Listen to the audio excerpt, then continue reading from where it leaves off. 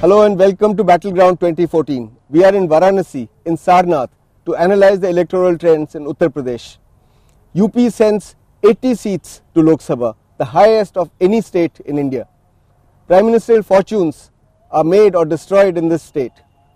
The BJP is hoping that UP will favour its Prime Ministerial candidate Narendra Modi this time around. Modi himself is contesting from Varanasi in the hope that he will be seen as a national leader rather than only a Gujarat leader. The Samajwadi Party is on the decline, but Mulayam Singh Yadav is a doughty fighter and he has surprised his adversaries several times in the past. The Bahujan Samaj Party hopes to gain from the misfortune of the Samajwadi Party, but is confronted with a resurgent BJP. The Congress seems to be at the losing end this time around. To discuss the electoral trends in Uttar Pradesh, I have with me a very distinguished panel of experts. We have with us Professor V.N. Mishra. He is the head priest or Mahant of the famous Sankat Mochan Temple and also Professor of Electronics at Indian Institute of Technology, BHU. We have with us Professor Ashok Kumar Kaul. He is Professor of Sociology at BHU, and my old friend Professor Badri Narayan. He is a social historian and a social anthropologist, a professor at the G.B. Pant Institute of Social Studies in Allahabad. So I welcome all of you to this discussion. Mahanji, let me begin with you. Is there an attempt in UP today to polarize the population, and how successful or unsuccessful would this attempt be in electoral terms? I think so many number of times in the past they have done this, and I think they don't have a proper plan. I think their backbone is again the same thing, and they are working on that. And this is unfortunate, and it will be dangerous for this state. So but what about these slogans like Har Har Modi, or saying that the Durga part is being done for Modi, saying Ya Modi Sarvabhuteshu Rashtrarupena Sansita? What does it mean? Let me tell you, Har Har Modi or whatever you say, the real slogan is Har Har Mahadev, and this is basically a place specific. And wherever we are here, this particular Kshetra, what we call it as Avmukta Kshetra, and it is for Shivji.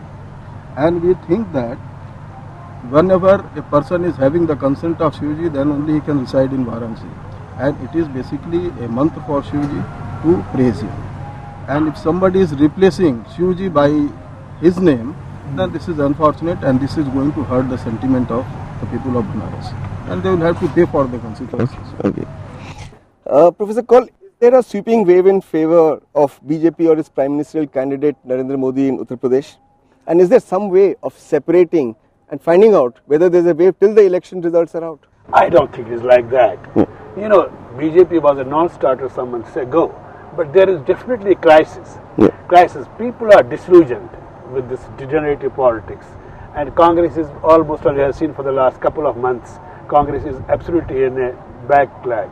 And similarly, it is not a wave, but it is a crisis. This crisis has given people a little chance that there is somebody who can govern this nation, or people are unemployed, there is a crisis in this corruption. All these mingled together has put Modi just like a way ahead of others. Otherwise, I don't think there is any sort of way. But what they do now, there is a second thing. After announcing Modi's candidature for this election, they have almost all mixed together soft Hindutva with governance. Governance is a crisis we have seen, and this soft Hindutva is a message given by this place, by Varanasi. How is it soft Hindutva? If you talk of pink revolution and meat exports, or if you talk of Amit Shah speaks in Western UP of taking revenge for insult of the Jats and the community there. It will be the same thing as this Babri Masjid versus Ram Janambhoomi, as they had experienced last time. Okay. This time it is Ganga clean karo, Ganga, this Bismillah Khan plus Ravi Shankar's music, blending of that. It is not mythifying the traditions. This time it will be going with the messages. Those messages are about Ganga, Uttarvani, Ganga, Banaras, a place which has a tradition and a culture, which refuses to modernize. These are the things that is appealing everybody. Okay. So where this Hindu-Muslim culture, like this Kabir Panthi, everybody is together with a consensus. but in the heart of hearts, it is something regarding with the history and the culture of the place. So that there is a message that he is rooted, but he means governance. Okay. This is they want. Rooted in Hinduism, but good governance. All right. Professor Badri Narayan, some people say UP has no coherent character. It is semi-feudal, semi-industrial, semi-modern, semi-western. So how do political parties work through this this maze of social and economic cleavages? Bharat, UP is a very, as you said, it's a multi-layered society. But the rural population is a bigger population in this area, in Uttar Pradesh. This peasant community, peasant laborers, and they work with the caste. They have always lived with the caste. So caste and community sentiment, and personal contact. These are three personal contact. Like Mulayam Singh, you told that he begins from the 0 and he always goes to the 100. So there are leaders in Uttar Pradesh who has made their contact with the people, like Mayawati and Mulayam Singh. So these three things, caste, community sentiment and personal contact, is still working even with the broad jacket of the Lahar, which media is saying and media is trying to make. In that Lahar, there is these three kind of things are working in Uttar Pradesh. So election in 2014 is going to be decided not because of Lahar, but because of the old the kind of electoral behavior which we have observed in Uttar Pradesh. A similar thing is going to happen now also. Okay, so no wave, you're saying caste, community and local constituency factors plus the character and personality of the candidate would be candidate. Yeah. All right. Let's talk about something more specific, Mahanji. To what extent is the performance of the Akhilesh Yadav government likely to impact the electoral prospects of Samajwadi Party? For example, they say the present chief minister is indecisive, that the bureaucracy has a stranglehold over the administration. There's no clear political direction. They're unable to control rowdy elements in their party. There's Gundaism. So is that going to impact Samajwadi Party's electoral prospects? As far as I know, Akhilesh Yadav ji, he is well educated and he is occupying the top chair of UP. But the thing is that I think 2 years have passed and no result has emerged. Now let me talk about a specific case for Banaras. Now there is a big suffering for Gangaji, Assi and Varuna.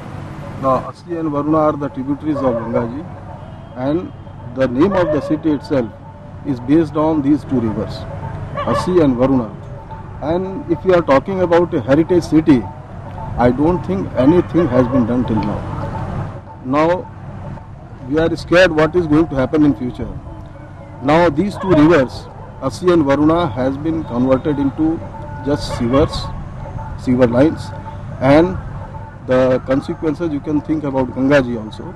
And from last 20-25 years we have been working on that. We have given some good solution for that, and that is a foolproof solution.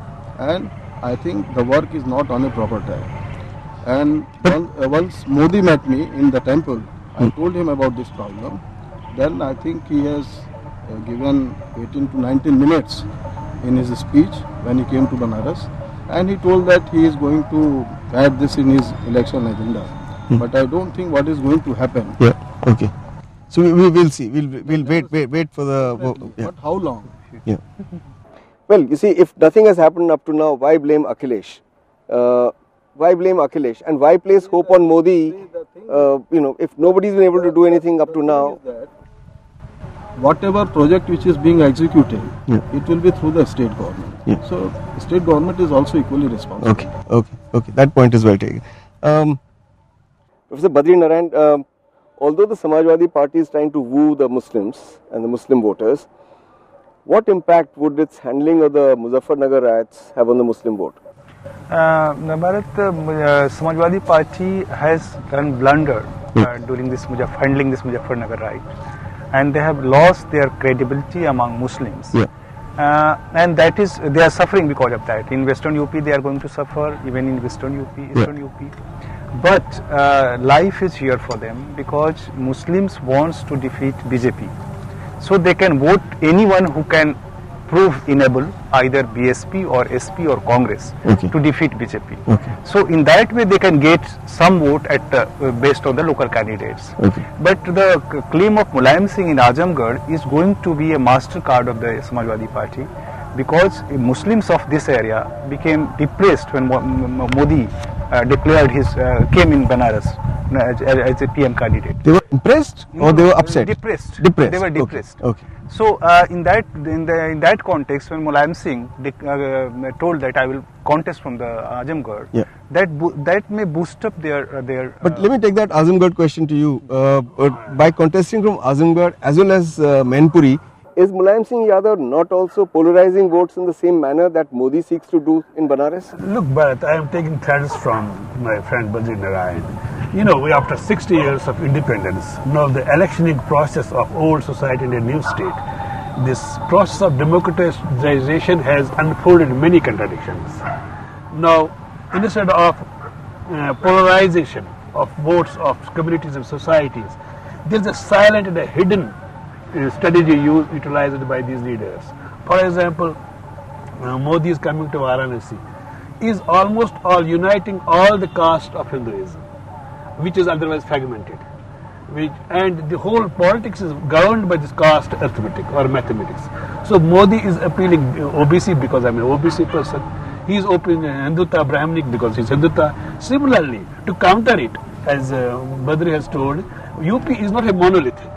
Eastern UP is a backward lay to the developmental process. Azamgarh or this Banaras, these are the Eastern UP sides. So in Eastern UP sides, they are still primordial. They are a very well-knit society, well-knit communities. Here, this Muslim card is being played by this Mulayam Singh Yadav, so that he could polarize that area, which is generally told. Okay. So polarization is going on from both sides. Is intentionally being done, but it is not being played. All right. We need to take a break at this point. We'll be back again with this interesting discussion in a bit. Don't go away.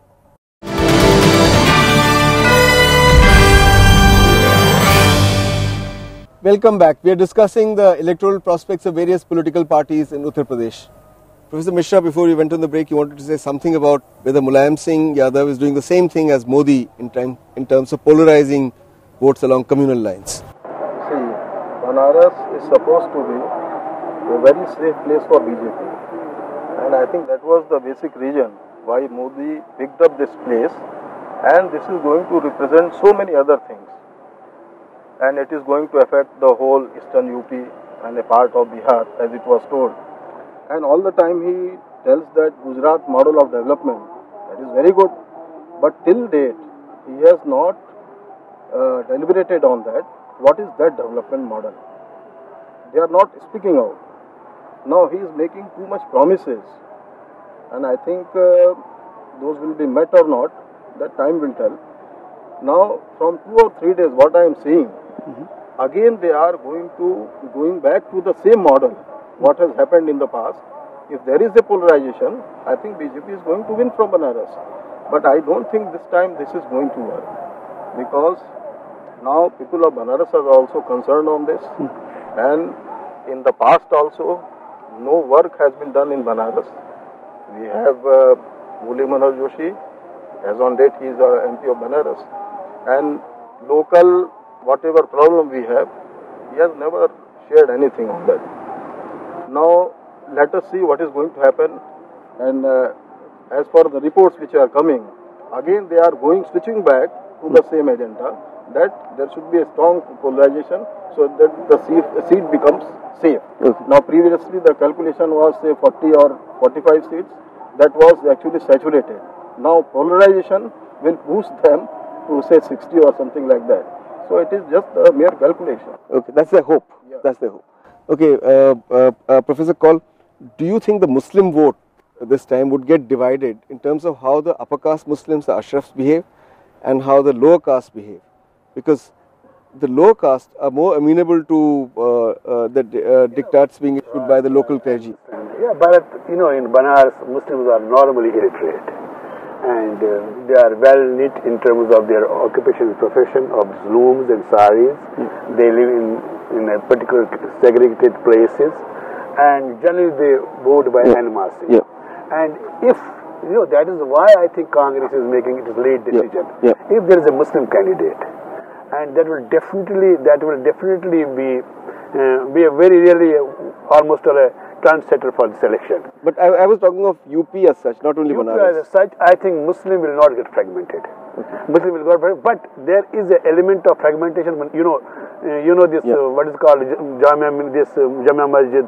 He has announced, he has suggested not to give a fatwa. But similarly, Mullah Singh trying hard through Azam Khan to polarize the Muslim votes for Samajwadi Party. But I think there it will have a tilt. It will be fragmented. So far the BJP is concerned, they will be against it. But at the same time, whosoever will be the winning candidate, they will go with this. Okay. So tactical voting. Tactical voting. Okay. It is why. Badri, let's talk about the Brahmin vote. The Brahmin vote in Uttar Pradesh has shifted strategically. Do you think the Brahmin vote this time is committed to any political party, or do you think it will also get fragmented? It will fragment it, but most major portion of part of the Brahmin vote will go towards BJP. But despite the fact that they have isolated or marginalized their Brahmin leaders, Lalji Tandon, Kalraj Mishra, Murli Manohar Joshi, Kesrinath Tripathi, some have been given constituencies they didn't want, others have not been given tickets. Yeah, you are very right, but there is a problem with the Brahmins because no one gives them proper space. Yeah. Like BSP has given them proper space in that last election. Congress is not asserting on that line, although there is a lot of potential in the Congress, so that they can claim as Brahmin dominant party in Uttar Pradesh, but they are not doing. Because recently there was a Rahul Gandhi meeting in Pratapgarh, and there Pramod Tiwari declared that Pandit Rahul Gandhi. So this is there is a need also, but they are not doing. Yeah. So in that way, Brahmins is going to BJP is a natural. Earlier Congress was for them. Now BJP is emerging for a kind of Congress, Brahmin friendly party. Yeah. But problem would be there is also doubt, doubt within the Brahmins. Modi is claiming as OBC. So BJP is transforming day by day as a OBC party, as a not Brahmin and a forward caste dominant party. So that may work in this election also. Okay. And but there is no obvious attempt by other parties to include Brahmins. Okay. So they are waiting that someone should come and say, come and join with us. All right. Professor Kaul, now, how apprehensive would somebody like Rajnath Singh be of what Amit Shah is doing to the party? He's setting up almost a parallel structure of the BJP, and the net result would be that in times to come, Rajnath will not be at the center of any patronage network. To be honest, Bharat, there is a tremendous political consciousness emerged for the last 10 years. And there is a tremendous murmuring inside the parties also. Rajnath Singh's candidature given to Bharat Singh in Balia and somewhere, and almost all neglecting or ignoring many candidates, powerful candidates. There is a tremendous inside stories also. We have to see how it is being articulated in votes. They are trying hard that those murmuring should not be surfaced. But if there are candidates, Muslim candidate given by this time by Congress, Rashid Ali, I think he can create a space over here. Similarly, if there are two Muslim candidates, they can also be detrimental to Samajwadi and in fact also to this. Then Modi might. So Rajnath's predicament remains to be seen. It's not evident as of now. There are a couple of apprehensions. One is there is no consensus among the BJP. And second thing, Rajnath is coming and Modi is emerging, might not be reconciled by the top leadership of BJP. Okay. All right. Thank you, Professor Mishra. If we talk of saffronization or Hindutva politics, to what extent has Mayawati been able to prevent the saffronization of her Dalit caste base? Has she been successful, and if so, why? See, Mayawati, whatever vote bank she has, that is intact. That is not going to shift. Moreover, Mulayam Singh also, his caste votes are intact with him. Now, Muslim voters are now the decisive. They are in dilemma. They are in dilemma, and Modi factor has catalyzed to be in one chunk, and they are shifting accordingly. But Dalits have not been saffronized. No. Why? They are with Mayawati. Why have they not been saffronized? Because Mayawati has an open agenda. And they don't have any open agenda, and BJP is basically working on how to maximize their seats. They don't have any principle, they don't have an open agenda that, look, we are going to work on this. Now you can just see, they have a place-specific agenda. Immediately they are switching over. How to maximize, how to grab that seat. Yeah. So this is not good, and in future, I think it is going to affect them. Okay. Badri, although the Gandhi family contests from UP, why has the Congress failed to develop a tall leadership in the state? So, are the problems of the Congress because of lack of credible leadership, or is it because the politics that the Congress represented has got fragmented along caste and community lines, and they suddenly find their nowhere? Yeah, you know very well that Congress lost its caste base vote. We call it base vote. Like Brahmins, Muslims and Harijan, Dalits. They were base vote of the Congress. Congress lost it. Now Congress has no base vote. Congress has no organization the way it was in 20 years ago. Or in villages, Congress leader does not want to go to the villages. They enjoy city life and urban, all the benefits. Yeah. So that's the problem, because Congress lost the organizational base in Uttar Pradesh. That's why Rahul Gandhi did a lot of effort last in UP election, and he did a lot of kind of tried hard, but he couldn't succeed because there was no organization at the village level to bring that charisma of the Rahul in the vote bank. But in 2009 he succeeded. People said they'll get 4 seats and he got 21. Yes, that's because of Muslim. Because Kalyan Singh joined BSP, Samajwadi Party at that time is only one factor. But Rahul Gandhi, that was the political maturity of the Rahul Gandhi, because Congress leaders were saying, don't take risk in Uttar Pradesh. But he took risk and he got 22 seats. He brought 22 seats for the Congress. Yes, please. This second term of UPA, yes, Manmohan Singh. You know, Indians, this masses or Indian people are a strange character. They want powerful prime minister. In second term, Manmohan Singh has lost that political teeth, that assertion, and being the Congress leader, so people are disillusioned with that. That charismatic teeth, that assertion teeth, that is not with. So is with the Rahul Gandhi. He doesn't have that assertion. In case Priyanka would have been there, I think that would have made a difference.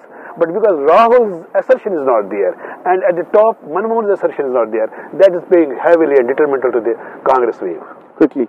Actually, Rahul is different kind of leader, and he is setting new kind of politics and new kind of the paradigm of leadership. Taking too much time. Yeah, it may take time, and he told that it will take 10 years. All right. Manji, you want to say something? I would also like to add, the way Rahul is growing, that is good. Slow development is always good, and the way they have grown, then ultimately you cannot grow up to an infinite limit. You'll have to come back. Okay. But while you're on this theme, let me also ask you, this whole business of wanting a strong leader, why does India need a strong leader? India needs a leader who's inclusive, who listens to everybody.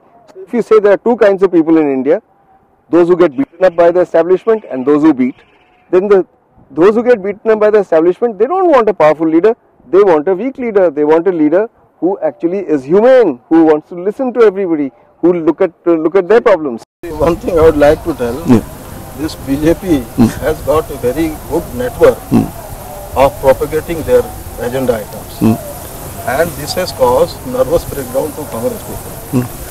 Now, the hard time which Manmohan Singh ji has shared, I think everybody must be aware what has happened in America. So many people were jobless, they don't have money in their pocket, and we have not faced such a situation in India, and they are not able to tell this. That is true. That is true. Yes, that is very important. So politics is also about telling your story well. Definitely. If you do good work, that should be conveyed. All right. Badri, do you see a change in the practice of democratic politics in UP? You know, earlier parties worked with large army of workers, you know, at the grassroots levels. Now they focus on small, dedicated cadre, you know, almost like militias and muscle men. Do you see this change happening in UP? No, it's not new thing. You know, it works since you can see after 70, you can find this trend here. But the new thing has happened here from the last election, that UP politics turned as a gift politics, in which like Akhilesh came with the gift of the laptop and all. So cadre well, but gift. Because people want gifts, either in the terms of pension or the laptop. They have changed the whole discourse of the last election. Okay. One thing I would like to comment about Dalits votes. here Dalits is going to be fragmented this time, but not Jato, who is the base vote of the BSP. Dalit is a heterogeneous. Fragmentation is one thing. My question was about saffronization. Saffronization, yeah. See, saffron. What is saffronization? Everyone is religious, but when political parties come and politicize them, then it becomes. But Bhangis, like in Western UP, Balmikis, they suffered during this communal rights. So they may get little under the influence of BJP. All right. So I want both of you to tell me in one sentence each, where is UP politics headed? Is it in the right direction? Is it good for UP? Is it bad for UP? Well, I think it is going to be whosoever be a charismatic cult politics, and who can wield his group together, it will be going there. I think that because there is a crisis, and crisis thrown charismatic leadership. The effort is, I think, to move it in a wrong direction. But I think that people of UP, whatever they have suffered in the past, they will take a right decision. And it will be too early to comment on this. Okay. On that happy, and it will have a good term. Okay. On that happy note, we come to the end of this discussion. I would like to thank all my guests for coming here and analyzing the situation in UP. So have a peaceful election. Don't forget to vote, and we'll be back again next week from another state with another program of similar discussion. Till then, goodbye and thanks for watching.